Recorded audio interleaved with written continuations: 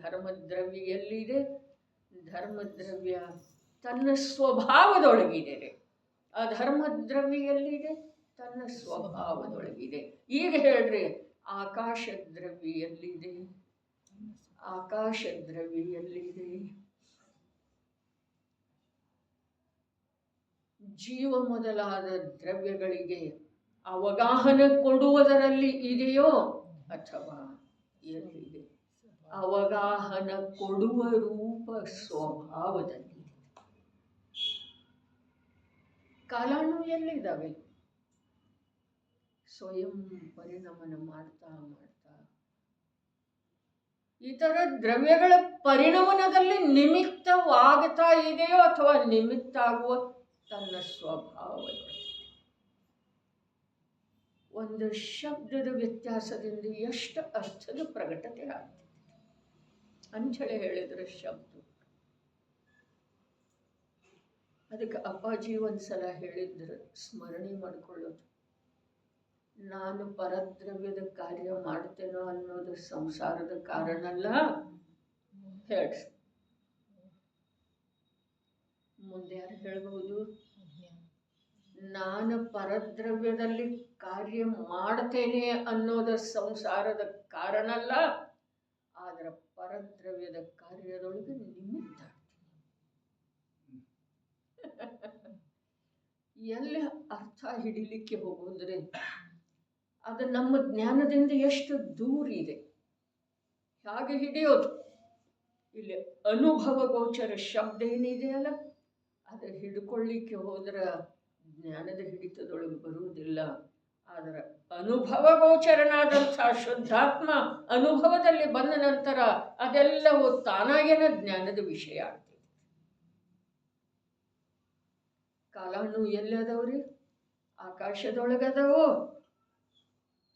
ಏನ ಸ್ವಯಂ ಪರಿಣಮನ ಮಾಡುವ ಇತರ ಪರಿಣಮನಶೀಲ ದ್ರವ್ಯಗಳಿಗೆ ನಿಮಿತ್ತವಾಗುವ ತನ್ನ ಸ್ವಭಾವದ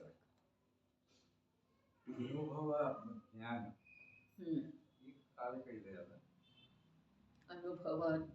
ಮತ್ತು ಜ್ಞಾನ. ನಿಜವಾಗಿ ಜ್ಞಾನ ಶಬ್ದ ಅನುಭವ ಪೂರ್ವಕ.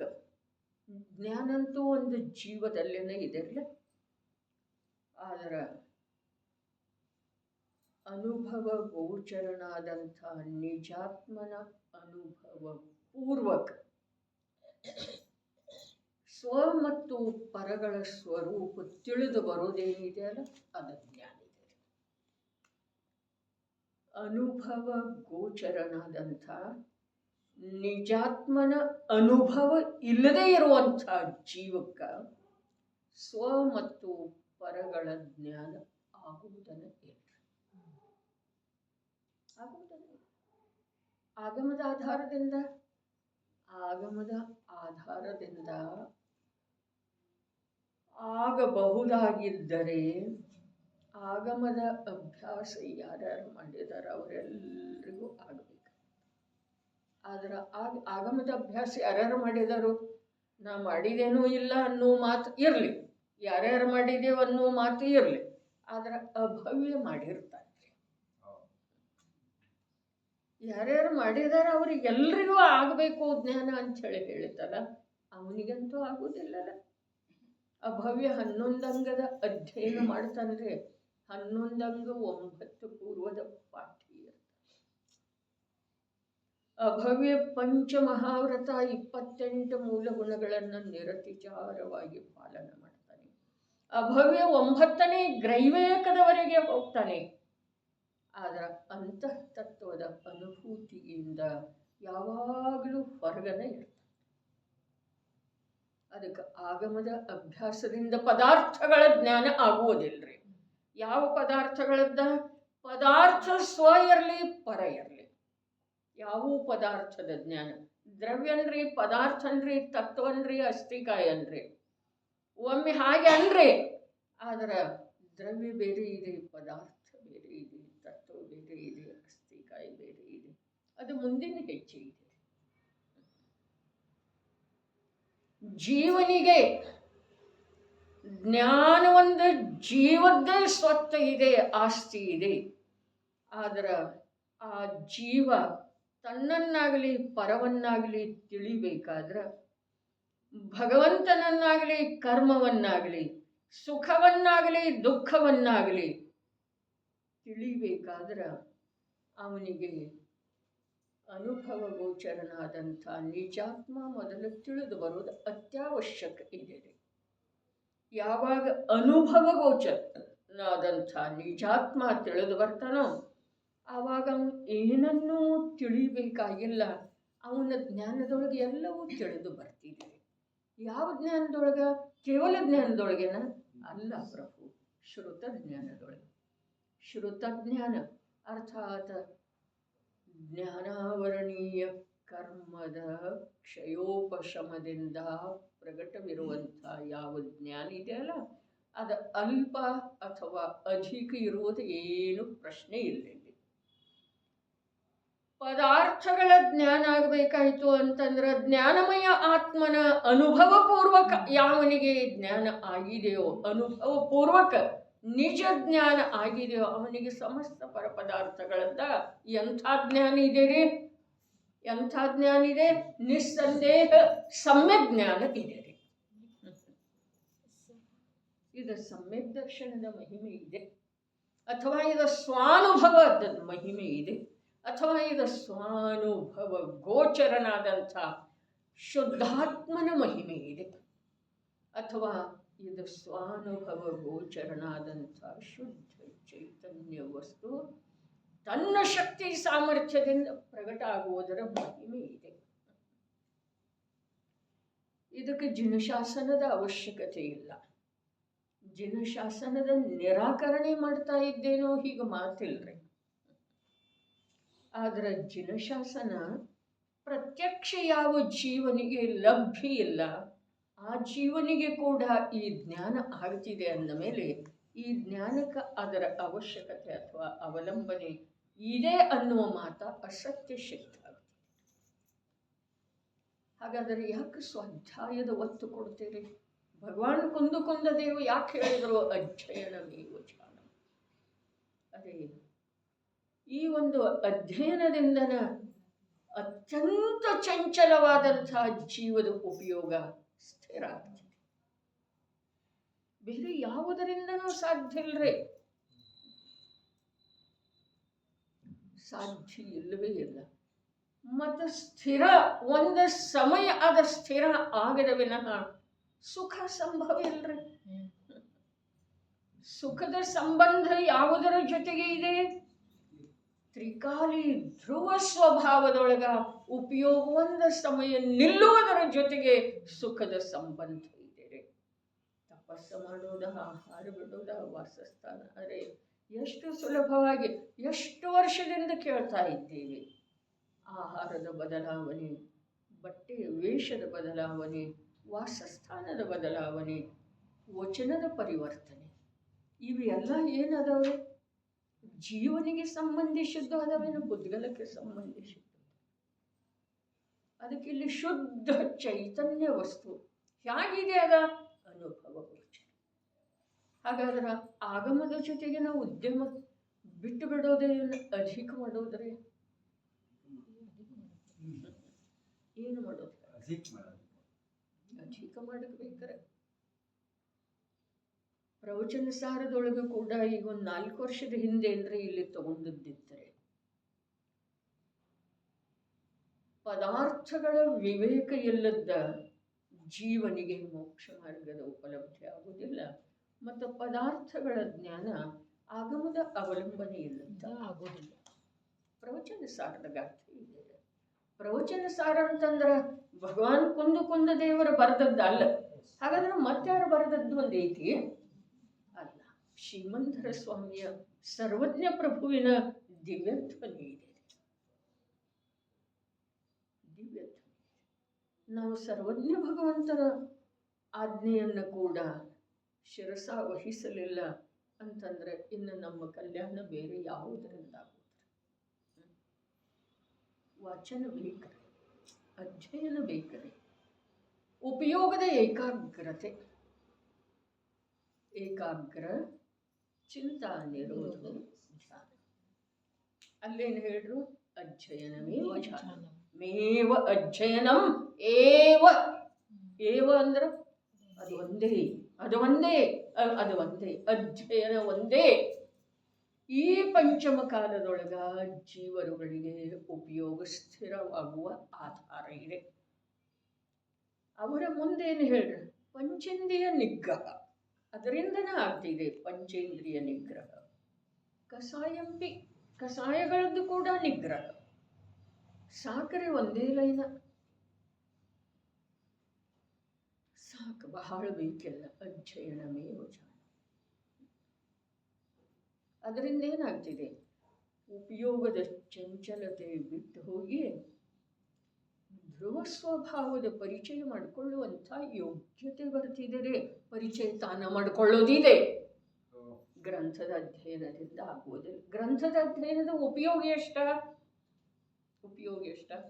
ಚಂಚಲವಾದಂಥ ಚಿತ್ತ ಹಿಡಿತದೊಳಗೆ ಬರ್ತಿದೆ, ಅಷ್ಟೇ. ಅದಕ್ಕೆ ಅದರಲ್ಲಿ ಮೂರು ಬಂದು ನೋಡ್ರಿ, ನಿನ್ನೆ ಹೇಳಿದ್ದು ಸ್ವಾಧ್ಯಾಯ, ಅಧ್ಯಯನ, ಮಿಥ್ಯಾದರ್ಶನ, ಅಜ್ಞಾನ, ಅಸಂಯಮ. ಓದುತ್ತಾ ಇರೋ ವೇಳೆದೊಳಗ ಮಿಥ್ಯಾದರ್ಶನದ ಕಾರ್ಯ ನಡೆದಿರ್ತಿದೆ ಏನ್ರಿ? ನಡೆದಿರ್ತಿದೆ ಏನ್ರಿ? ಮಿಥ್ಯಾದರ್ಶನದ ಅಭಾವ ಆಗಿಲ್ಲ. ಈ ಮಾತು ಸತ್ಯ ಇದ್ರೂ ಕಾರ್ಯ ಮಾಡ್ತಾ ಇಲ್ಲಲ್ಲ, ಮಲ್ಕೊಂಡಿದೆ. ಮಲ್ಕೊಳ್ಳದರೆ ಅದು ಮಲ್ಕೊಂಡಿರುವಾಗ ತನ್ನ ಕಾರ್ಯ ಸಾಧಿಸ್ಕೊಳ್ಳೋದಿದೆ. ಜಗತ್ತಿನೊಳಗ ಯಾವ ಉಪಕಾರ ಮೂರ್ತಿ ಅಂತ ಹೇಳಿ ಹೆಸರಿದೆ, ಆ ತಾಯಿ ಕೂಡ ಮಗು ಮಲಗಿರೋ ವೇಳೆದೊಳಗೆ ತನ್ನ ಕೆಲಸ ಮಾಡ್ತಿರ್ತಾಳೆ. ಹೌದು ಅಥವಾ ಹೇಳ್ರಿ? ಉಪಕಾರ ಮೂರ್ತಿ. ಹಾಗಾದ್ರೆ ಜಿನವಾಣಿ ಮಾತೆ ಕೂಡ ನಮ್ಗೆ ಅದನ್ನೇ ಕಲಿಸ್ತದೆ. ಓದುತ್ತಾ ಇರೋ ವೇಳೆದೊಳಗೆ ಅದು ಕರ್ಮದ ಕಥನೆ ಇರಲಿ, ಪರಿಣಾಮದ ಕಥನೆ ಇರಲಿ, ಮಹಾಪುರುಷರ ಜೀವನದ ಕಥೆ ಇರಲಿ, ಧರ್ಮಾತ್ಮ ಜೀವರುಗಳ ಆಚರಣೆಯ ವಿಧಿ ಇರಲಿ, ಅಥವಾ ಸಪ್ತ ತತ್ವಗಳ ವಿವೇಚನೆ ಇರಲಿ, ಮಿಥ್ಯಾದರ್ಶನ ಕಾರ್ಯ ಮಾಡ್ತಾ ಇರ್ತಿದೇನ? ಇಲ್ಲ. ಅಜ್ಞಾನ ಇರ್ತಿದೇನಿಲ್ರಿ? ಸತ್ತಿರ್ತಿದೆ, ಮಲ್ಕೊಂಡಿರ್ತಿದೆ.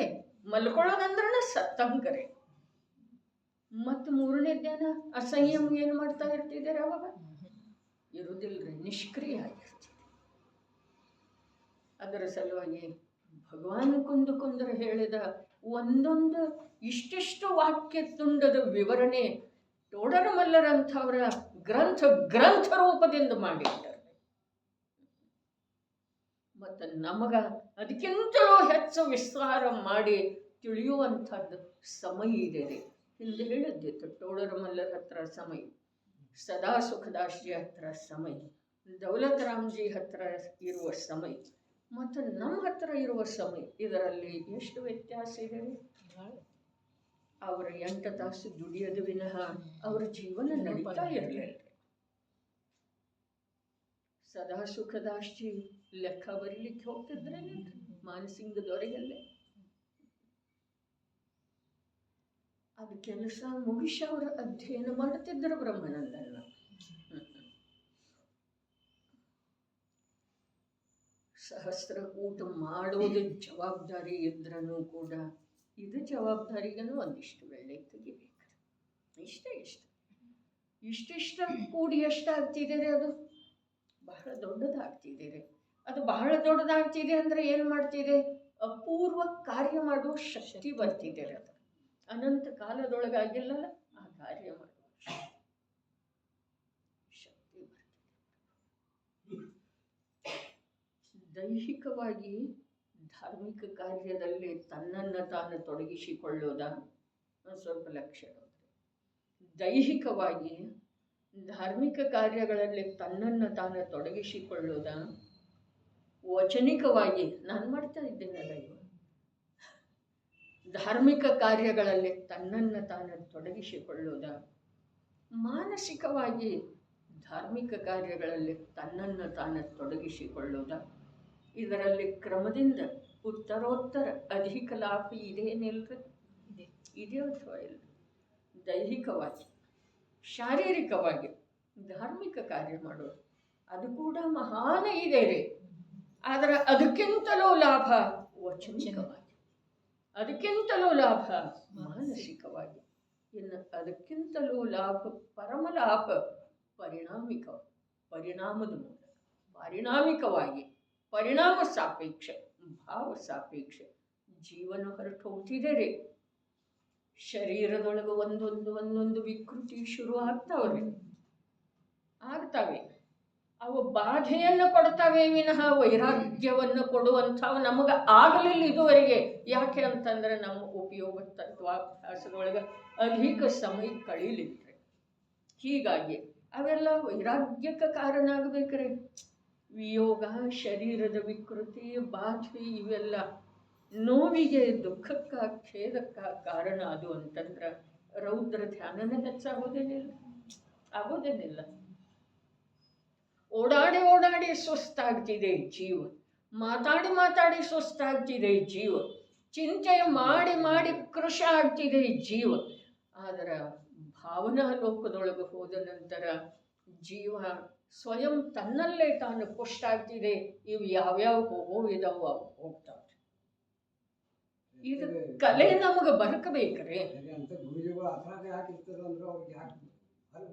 ಅವರೇ ಹೇಳಿದರನೆಲ್ಲ, ನಾನೇ ಒಂದು ವಾರ ನಿಮ್ಮ ಜೊತೆ ಬಂದು ಮಾತಾಡ್ತಾ ಕೂತನು ಅಂತಂದ್ರೆ ನನಗೆ ಅದು ಬ್ಯಾಡ್ ಆಗ್ತಿದೆ ಅಂತ.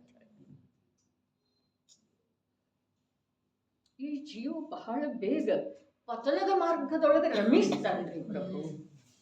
ಪತನದ ಮಾರ್ಗದೊಳಗೆ ರಮಿಸ್ತಾನೆ. ಉತ್ಥಾನದ ಮಾರ್ಗದೊಳಗೆ ಸದೈವ ಪ್ರಯತ್ನನ ಬೇಕ್ರೆ. ಅಲ್ಲಿ ರಮಿಸೋದು ಬಹಳ ಕಠಿಣ ಇಲ್ಲನ. ಗೌತಮ ಗಣಧರ್ರಂಥವ್ರು ರಮಿಸಲಿಲ್ರಿ ಅಲ್ಲಿ. ಹೌದೇನಿಲ್ರಿ? ದಿವ್ಯ ಧ್ವನಿಯೊಳಗೆ ಉಳಿದರ್ರಿ. ಅಂದ್ರೆ ಅವರ ಆತ್ಮ ಸಾಧನೆ ಮಾಡ್ತಿರ್ಲಿಲ್ಲ, ಹೀಗೆ ಮಾತಿಲ್ಲ. ಆದಿದೇವನ ಸಮೂಹ ಶರಣದೊಳಗೆ 84 ಜನ ಗಣಧರ್ರಿ. ಅವರೆಲ್ಲ ಆದಿದೇವ ಮೋಕ್ಷಕ್ಕೆ ಹೋಗೋ ತನಕ ಉಳಿದ್ರೇನ್ರಿ? ಇಲ್ಲ. ಆದರೆ ಗೌತಮ ಸ್ವಾಮಿಯಲ್ಲಿ ಆ ಪ್ರಕಾರದ ದುರ್ಬಲತೆ, ಅದಕ್ಕೆ ಕಾರಣನೂ ಇರ್ತಾರೆ. ಏನು ಕಾರಣ ಇತ್ತು? ನನ್ನ ಜೀವನ ಧನ್ಯ ಆಗಿರುವಂಥ, ಧನ್ಯ ಮಾಡಿರುವಂಥ ನಿಮಿತ್ತ ಇದನ್ನುವ ಒಂದು ಉಪಕಾರಿ ಭಾವ, ನಿಷ್ಠೆಯ ಭಾವ, ಶ್ರದ್ಧೆಯ ಭಾವ, ಭಕ್ತಿಯ ಭಾವ ಇತ್ತರಿ. ವೃಷಭಶೈನ ಗಣಾಗ್ರಿ ಯಾತಕ್ಕಿರೋದ್ರಿ? ಅದ ಯಾಕಿರೋದು ಹೇಳ್ರಿ ನೋಡೋಣ. ಅವನದ ಸ್ವಂತದ ಗಳಿಕೆ ಇತ್ತು.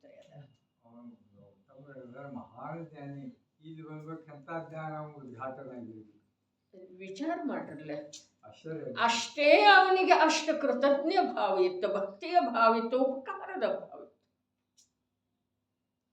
ಉಪಕಾರ, ಅದಕ್ಕೆ ಭಕ್ತಿ ಅಂತಾರೆ. ಆದ್ರೆ ಆ ಭಕ್ತಿಯ ಭಾವ ಕೂಡ ತನ್ನ ಸಾಧನೆಯೊಳಗೂ ಬಾಧಕ. ಇದು ಅಷ್ಟೇ ಸತ್ಯ. ಲೋಕದೊಳಗೆ ಕೃತಜ್ಞ ಭಾವನೆ ಇಲ್ಲದೆ ಹೋದರ ಸುಂದರ ಮಾರ್ಗದ ವಿದ್ಯಮಾನತೆನೇ ಇರುವುದಿಲ್ರಿ. ಆದ್ರೆ ಕೃತಜ್ಞೆಯ ಭಾವನೆ ಉಳಿತು ಅಂತಂದ್ರೆ ಸುಂದರ ಮಾರ್ಗನ ಉಳಿಯೋದಿಲ್ರಿ ಪ್ರಭು. ಅಷ್ಟೇ ಒಂದಕ್ಕೊಂದ ಪೂರಕ ಇದ್ದಾವೆ, ಒಂದಕ್ಕೊಂದ ಬಾಧಕ ಕೂಡ ಸಿಗ್ತದೆ.